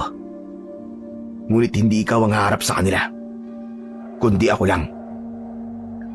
Napakapit ng maigpit sa aking braso si Marta at tumingin siya sa kinaroroonan ni Mario na abala sa paglalagay ng mga asin sa paligid ng kuweba. Magtitiwala ka ba talaga kay Mario, Enteng? Paano kung aswang din siya at kalaban din natin? Hindi siya aswang, Marta. Nararamdaman ko yun. Humingi rin siya sa akin ng pasensya. Isa pa, nalaman ko na siya pala ang tumulong kay Lolo Tasyo para mailigtas si Buknoy laban sa tari na may lason. Ewan ko ba? Pero talagang kinakabahan ako sa kanya. Para bang may binabalak siyang masama. Nawala lang ang tiwala mo sa kanya, kaya ka nagkakaganyan. Hala, sige na. Pumasok ka na sa loob ng kuweba. Magluto ka na ng pagkain nating 4. Dalhin mo na rin si Buknoy. Isang malalim na buntong hininga ang pinakawalan ni Marta bago siya pumasok sa loob ng kuweba. Buong maghapon kaming naghanda ng paglalagay ng proteksyon sa paligid ng kuweba. Pagkatapos naming gawin yon, ay nagpahinga na kami. Palihim ko naman na dinukot mula sa aking bulsa ang tela na ibinigay sa akin ng mga aswang na tikbalang. Saka pinagmasdan ko yon. Batay sa pagkakaintindi ko sa mga nakaguwit na hugis sa telang to, isa tong susi sa lagusan ng mga aswang na tikbalang papunta sa kanilang mundo. Kung nasa akin pa rin to, nangangahulugan na nasa mundo pa rin ng mga tao ang mga tikbalang. Bumakas ang pag-aalala sa aking muka. Saka ako napatingin sa paligid. Bigla akong nakaramdam ng malakas na enerhiyang nanggagaling sa aking noo. Kasunod ng paglitaw ng kulay berdeng liwanag mula roon. Napatayo ako at naisilid ko sa aking bulsa ang tela. Ano nangyayari sa akin? Bakit biglang may liwanag akong nakikita? Napansin ko na nakatingin sa akin si Lolo Tasio. Kaya naman, lumapit siya. Dahil doon, naging malikot ang aking mga mata. Nag-alala ako na baka nakikita rin ni Lolo Tasio ang liwanag na lumitaw sa aking noo. Anong nangyayari sa'yo, Enteng? Bakit namumutla ang labi mo? Pumasok sa isip ko na ako lamang pala ang nakakakita sa liwanag na biglang lumitaw sa aking noo. Meron lamang po akong biglang naalala, Lolo Tasio, tungkol po sa mga aswang na tikbalang. Ano ang tungkol sa mga aswang na tikbalang? Nag-aalala lamang po ako na baka bigla po silang umatake dito. Hindi sila kagad makakalapit sa kuweba. Ang dapat mong alalahanin ay kapag natuntun tayo ni na Anton at Goyo. Sinadya ko na wag nang ipaalam sa matanda ang tungkol sa napagkasunduan namin ng mga aswang na tikbalang, para na rin sa kaligtasan ng aking sekreto. Alam mo ba, Enteng, magmula nang bumalik ang ligtas, para bang merong nagbago sa'yo? Po? Ano pong ibig niyo sabihin? Hindi pa naman ako sigurado kung ano ang nararamdaman kong mabigat na presensya mula sa'yo. Pero huwag kang mag-alala. Hindi naman siguro masama ang nangyari sa'yo habang hinahabol ka ng mga aswang na tikbalang. Ano naman po ang gusto niyong sabihin? Ang mga aswang na tikbalang ay mahusay magmanipula ng tao para mahulog sa kanilang bitag. Kaya sa sandaling makaharap mo sila, hindi sila papayag na hindi ka mamatay. Dahil sa kadahilanang pinangangalagaan nila ng gusto ang kanilang lahi, hindi nila hahayaan na merong makakita sa kanilang anyo at may makapagsabi sa mga tao na totoo ang mga tikbalang. Pero hindi po nila ako napatay. Nabigo po sila. Nakaligtas ako. Kaya ano pong inaalala nyo? Wala naman akong inaalala. Sana lang, wala kang itinatagong lihim sa akin. Biglang nanlamig ang aking buong katawan at bumundol ang kaba sa aking dibdib. Para bang alam na ni Lolo Tasio ang lihim ko. Kaya naman, napatayo ako at sinadya kong umiwas sa matanda. Lolo Tasio, maglilibot na po muna ako sa paligid ng kuweba. Magbabantay po ako. Sige, ikaw ang bahala. O, paano? Kailangan ko na munang pumasok sa loob ng kuweba. Magpapahinga muna ako. Siya nga pala, mag-iingat ka. Baka mamaya niyan makaharap mo ang mga aswang na taong lobo. Huwag po kayong mag-alala. Kaya ko po ang sarili ko. Isang tapik sa balikat ang itinugon sa akin ni Lolo Tasio.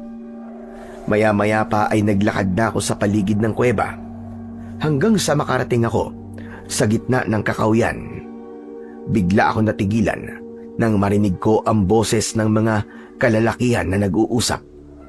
Natanaw ko ang malakas na liwanag mula sa kanilang mga sulo.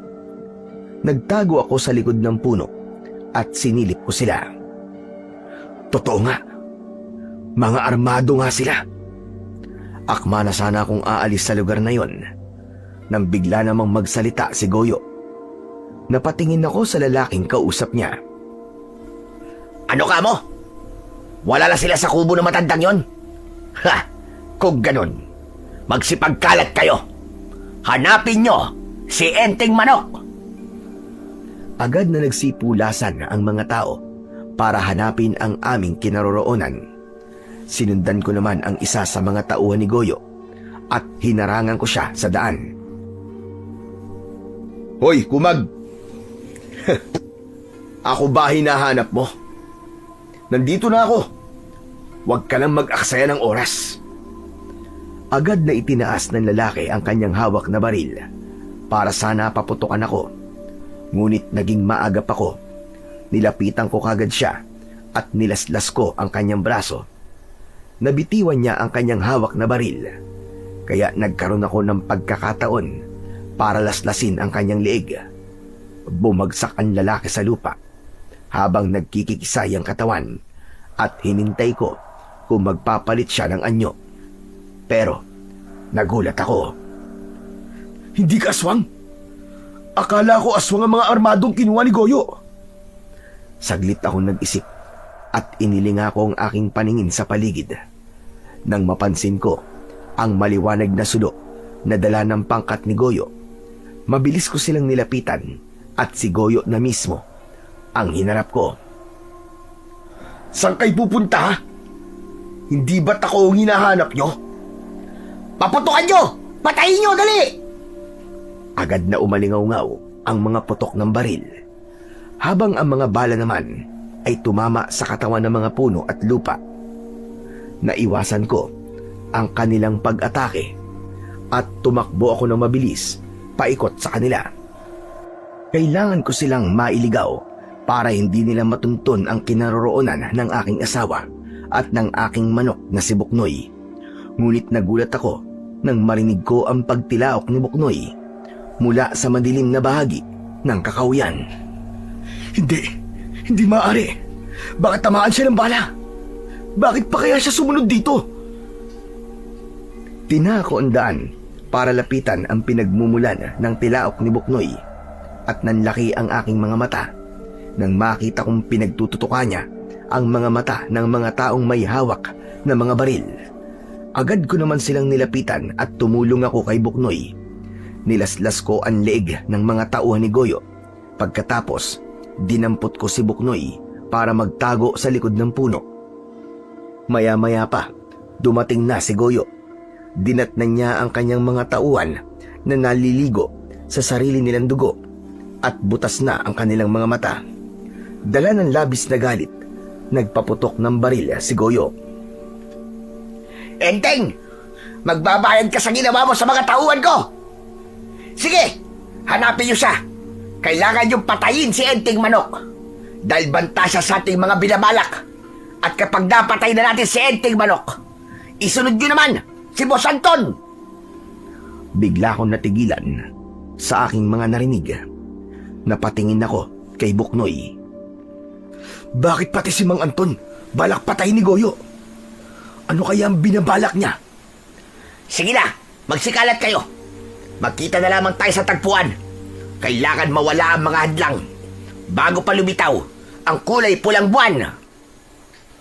Sabay-sabay na umalis ang mga kalaban. Ako naman ay nagtataka sa aking mga narinig. Agad akong bumalik sa kinaroroonan ng kuweba. Mabilis akong pumasok sa loob ng yungib. Ngunit nagulat ako sa aking nadatnan.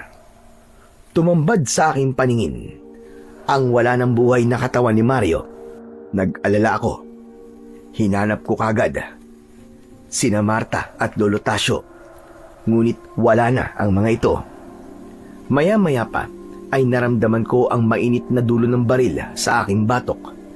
Dahan-dahan akong tumayo saka maingat na humarap sa taong may hawak ng baril. Napangisi ng nakakaloko si Goyo bago siya nagsalita. Sinasabi ko na nga ba't dito kita matatagpuan eh. Hala, sige. Lakad! Nagtataka ko kung paano nakapasok si Goyo sa loob ng kuweba. Gayong alam ko na mayroong proteksyon ang paligid ng yungib. Saan mo ko dadalin?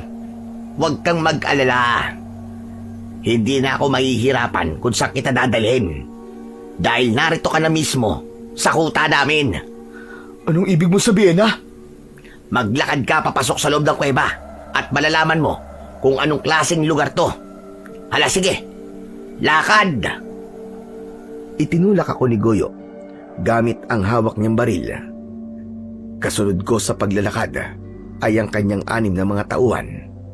Kinuha muna ni Goyo ang manok ko na si Buknoy bago nila iginapos ang aking mga kamay. At habang tinatahak namin ang daan papasok sa kuweba, ay napansin ko na maraming nakasulat na letra sa bawat pader na bato. Maya-maya pa ay nakarating kami sa pinakadulo ng kuweba. Bumungad sa aking paningin ang maliwanag na sikat ng buwan. Walang bubong na bato ang kuweba na pinagdalhan sa akin ni Goyo. Sa gitna ng maraming mga tauhan ni Goyo, nakahiga roon si Lolo Tasyo. Walang malay, katabi niya ang asawa kong si Marta. Mga hayop kayo! Anong ginawa niyo sa asawa ko? Pati kay Lolo Tasyo! Ang hina pala ng isip mo eh. Ano ka ba? Utak manok ka na rin? Hindi pa rin ba manilaw sa'yo? Bahagi ito ng pagsisimula ng aming pagpapalakas ng kapangyarihan. Pakawalan mo sila! Hindi kayo magtatagumpay sa pagiging supremo ninyo! Nakakatawa ka. Hala, sige. Igapos nyo na ang hayop na ito dun sa poste, malapit sa higaan ng kanyang asawa. Para naman makita niyang mabuti ang pagsasagawa natin ng ritual. Patulak nila akong pinalapit sa kinaroroonan ng aking asawa na si Marta. Hinawakan nila ako sa kamay at isinabit nila ako sa poste. Maya-maya pa, lumapit si Goyo sa tabi ni Lolo Tasyo habang hawak nito ang manok na si Buknoy. Mahal naming Supremo, maghintay labang kayo dahil nalalapit na ang muli ninyong paggising.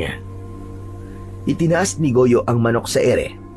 Pagkatapos ay iginapos katabi ni Lolo Tasyo. Huwag mong idamay ang matanda sa kalokohan mo, Goyo! Pakawalan mo na rin ang asawa ko! Hindi ikaw ang masusunod dito, Gonggong.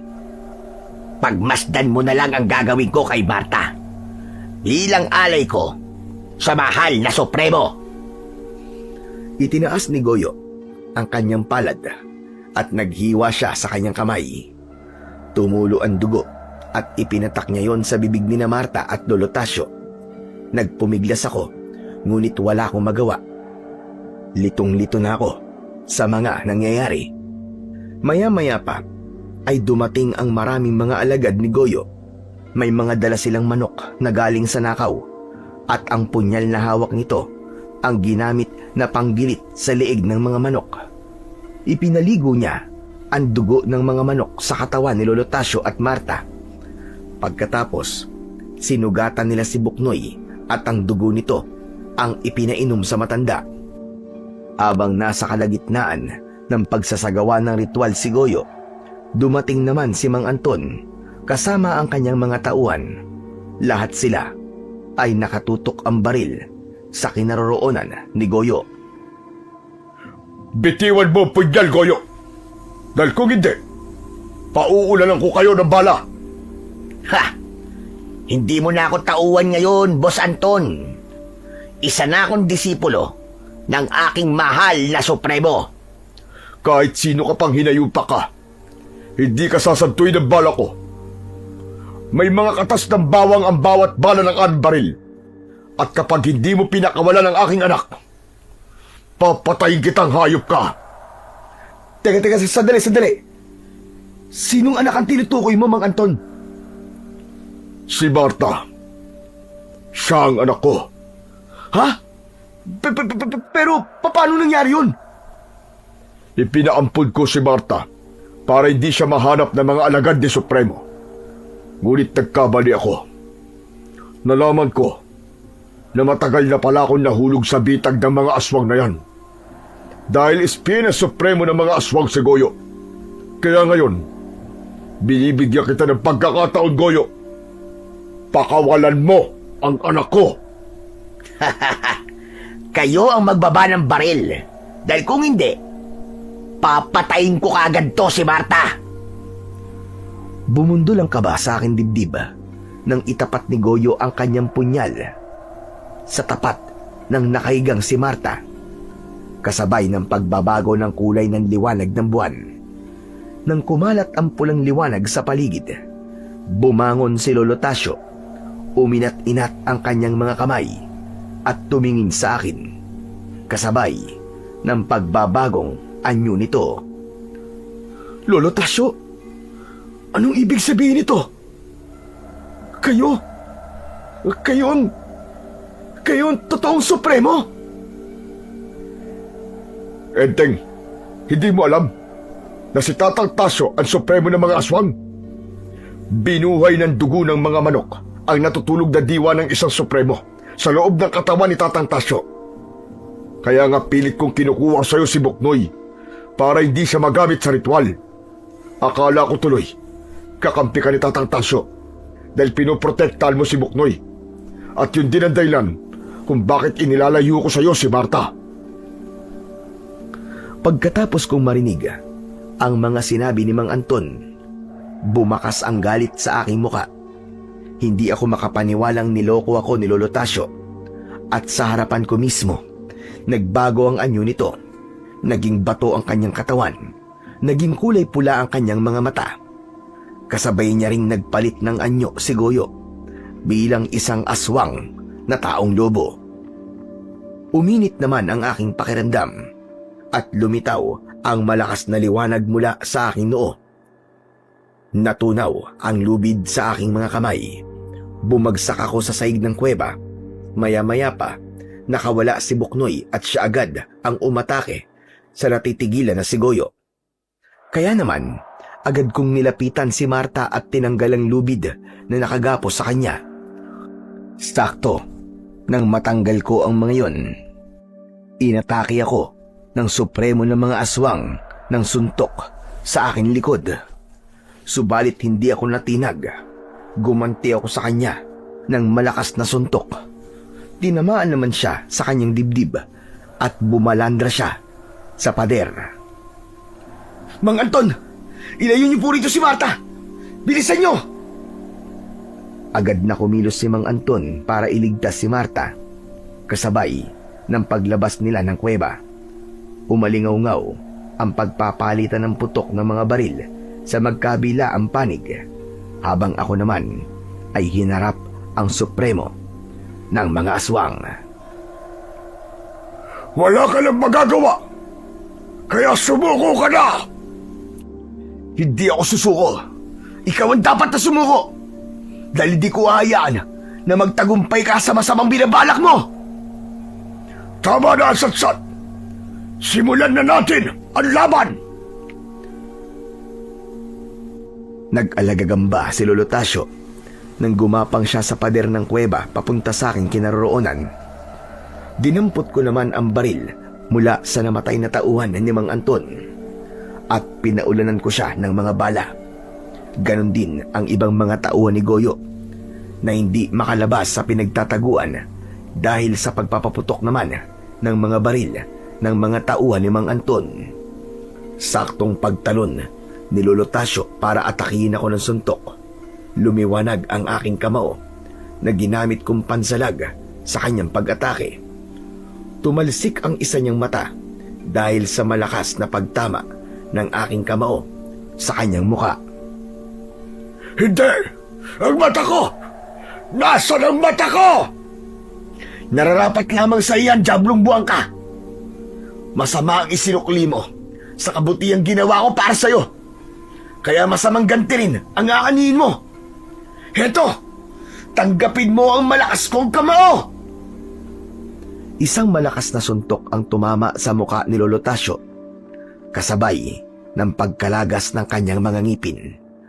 At sa pagtingin ko sa gawin ni Goyo, nakita ko ang aking tarik sa kanyang bewang. Mabilis ko siyang nilapitan at inagaw sa kanya ang aking sandata. Dalawang malakas na suntok ang tumama sa pagmumuka ni Goyo. Dinurog ko ang kanyang bungo. Pagkatapos, nilaslas ko ang kanyang leg. Iniwan ko siyang nagkikikisay ang katawan habang bumubulwak ang kanyang dugo mula sa nakabukan niyang sugat sa leeg. Maya-maya pa, nilapitan ko si Buknoy. Mabilis ko siyang nilagyan ng tali sa paa. Saka ko siya pinalipad sa ere. Sa kanya, pinagpapapalo ang mga tauhan ni Goyo. Akala mo ba ay hahayaan ko na lang na mapatay mo ako? Nagkakamali ka! Heto ang nararapat sa'yo! Malakidlat na pag-atake ang ginawa nito sa akin at namalayan ko na lang na nakabaon na ang kanyang mga kuko sa aking dibdib. Napangiwi ako sa labis na sakit, ngunit gumanti ako sa kanya ng malakas na suntok na direktang tumama sa kanyang muka. Umangil ito ng malakas at humaba ang kanyang mga pangil. Sumigaw ako ng malakas at tinawag ko ang pangalan ng mga aswang na Tikbalang. Natigilan si Lolo Tasyo nang marinig niya ang malakas na halinghing ng mga aswang na Tikbalang. Kasunod ng pagkawasak ng pader ng kuweba, pumasok ang 3 aswang na Tikbalang at inatake nila si Lolo Tasyo. Nabitiwan niya ako at bumagsak akong paluhod sa sahig ng kuweba. Hinawakan ng mga aswang na Tikbalang si Lolo Tasyo at sumenyas ang isa sa kanila na gawin ko ng nararapat para patayin ang supremo ng mga aswang. Inipon ko ang lahat ng aking lakas hanggang sa lumitaw ang liwanag mula sa aking noo. Kumalat yun sa buong loob ng kuweba. Ngunit bigla kong naramdaman ang masakit na pagkahiwa ng tari sa aking noo. Nakita ko si Buknoy. Inuutusan siya ni Lolo Tasyo. Tuluyan mo na siya, Buknoy! Ako ang dati mong amo! Ako ang sundin mo! Nang mapatingin ako sa mga mata ni Buknoy, nasilaw ako at naramdaman ko ang panghihina sa aking katawan. Pumikit ako at muli kong pinalitaw ang malakas na liwanag mula sa aking noo, kasabay ng pakikipag-usap ko kay Buknoy. Buknoy, kung natatandaan mo mga sinabi ko sa'yo, labanan mo ang utos sa'yo ng amo mo, kahit gano'n pa kahirap. Huwag mong hayaan na matalo ka ng kasamaan. Lumaban ka sa kanyang kapangyarihan. Pagmulat ko ng aking mga mata, tumama ang malakas na liwanag sa katawan ng supremo ng mga aswang na si Lolo Tasyo. Kasabay ng paglipad ni Buknoy papunta sa kinaroroonan nito, kitang-kita ko ang pagtarak ng tari sa leeg ng supremo. Unti-unti siyang nalusaw hanggang sa tuluyan siyang maging abo at bumagsak yon sa lupa. Naglaho ang kulay pulang liwanag sa paligid. Ganon din ang liwanag mula sa aking noo. Nang maubos ang mga aswang, natira ang mga tauhan ni Mang Anton. Bigla ang tuwang naramdaman ko nang marinig ko ang boses ni Marta mula sa aking likuran. Enteng! Asawa ko! Sa paglingon ko sa gawin ni Marta, agad niya akong niyakap ng maigpit. Pagkatapos hinarap ko naman ang mga aswang na Tikbalang. Nagpasalamat ako sa kanila. Saka ko ibinalik ang tela sa mga ito. Maya-maya pa, nagpaalam na rin sila at tuluyang naglao sa aming paningin. Maya-maya pa, lumapit naman si Mang Anton. Maraming salamat, Enteng. Patawarin mo ko dahil hinusga kita. Akala ko kakampi ka talaga ni Supremo. Kalimutan niyo na po yun. Ang mahalaga, patay na ang Supremo. Hinusgahan ko rin naman po kayo. Akala ko May gusto talaga kayo sa asawa ko eh. Akala kasi ni Marta, namamanhikan ako ng gabing yon. Palabas ko lang yon, para hindi isipin ng alagad ni Supremo na anak ko si Marta. Napaniwala niyo po ako, Tay. Ang galing niyo po kasing umarte eh. Pati nga ako eh, ang buong akala ko, si Mang Anton ang kalaban ko. Abay akalain mo, si Lolo Tasyo pala ang supremo ng mga aswang. Nagpanggap lang ako ng masamang tao para mahuli ko ang mga alagad ni Tatang Tasyo.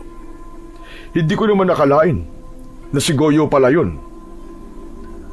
Nang tumilaok si Buknoy, saka ko lamang siya napansin. Dinampot ko siya at sobra akong nagpasalamat sa ginawa niya. Pagkatapos ng gabing yon, ay muli kaming bumalik sa bahay. Ginamot ko ang sugat ni Buknoy at kinalimutan namin ang mga nangyari sa loob ng kuweba, pati na ang tungkol sa mga aswang na tikbalang. Ipinagpatuloy ko ang pagtulong sa mga taong naghihirap. Kasama ko si Tatay Anton na siyang nanguna upang maglunsad ng libreng pabahay sa mga matatandang inabandona ng kanilang mga anak. Ilang taon din akong naging manunugis ng mga aswang. Inubos ko ang natitirang mga alagad ni Lolo Tasyo at Goyo hanggang sa wala na ngang natira sa mga lahi ng mga aswang na taong lobo at bumalik na sa dating katahimikan ang aming baryo. Hanggang dito na lamang po ang aking kwento. Sana po ay may napulot po kayo na magandang aral. Hanggang sa muli at pagpalain nawa po kayo ng Diyos na may kapal. Magandang araw.